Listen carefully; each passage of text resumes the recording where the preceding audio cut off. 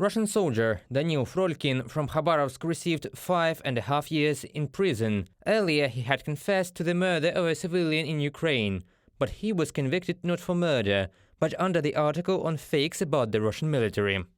In August 2022, Frolkin, who took part in the hostilities in Ukraine, confessed to the journalist of the Important Stories publication that he had looted and killed a civilian in the village of Andriivka, Kyiv region. The village was occupied in February-March 2022. Returning from Ukraine to Russia, Frolkin retired from the army, but then returned to the service. In December 2022, it became known that a case of military fakes had been opened against him. From the BBC Russian service publication. 14 days detention for displaying extremist symbols. According to investigators, the former mayor of Yekaterinburg, Yevgeny Roizman, posted a video, "Why does Putin put Navalny in jail?" in which the badge of the Anti-Corruption Fund was shown. It is recognized as extremist organization in Russia.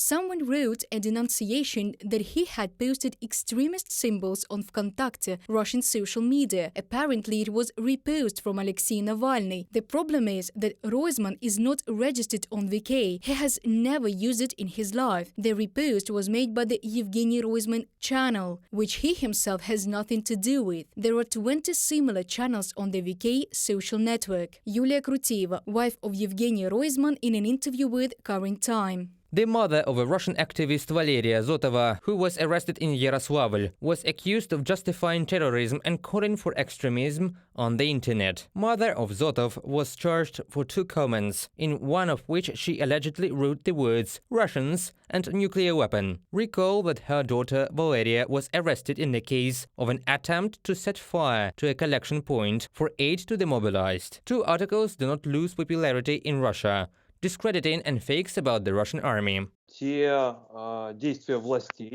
Those actions of the authorities, those legislative initiatives that the State Duma hastily adopts, I mean the extension of responsibility under the so-called articles on fakes, are charged now not only to military personnel, but also to all participants in the so-called special military operation, including mercenaries of Prigozhin, etc. All this indicates that the authorities intend to tighten control over the population of Russia, since these laws are not only a measure of responsibility, but also an instrument of censorship.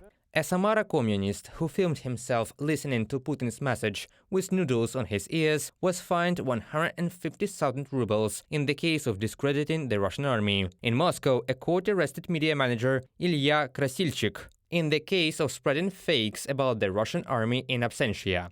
But the married couple, Alexander Martynov and Lyudmila Razumova, received real terms due to anti-war publications on social networks and graffiti. Razumova was sentenced to 7 years in a penal colony, Martynov 6.5 years. They were found guilty of posting fakes about the Russian army and vandalism motivated by political hatred. According to investigators, the couple were drawing anti-war graffiti in the villages and towns of the Tver region. In particular, with the help of a stencil, they left a drawing in the form of a merger of 2 people, Putin and Hitler. The defendants also drew anti-war graffiti on the walls of residential buildings and shops, using phrases such as "Putler kaput," "Putin is war," and "Ukraine forgive us" over the info, with reference to the lawyers of the convicts' reports. A court in the Kaluga region fined Deputy Alexander Lependin 5,000 rubles for not standing up during the performance of the Russian anthem. The deputy himself says that he could not stand up because his legs were hurting after training. Reported by Pavel Steinmach, Yulia Granovska, UATV News.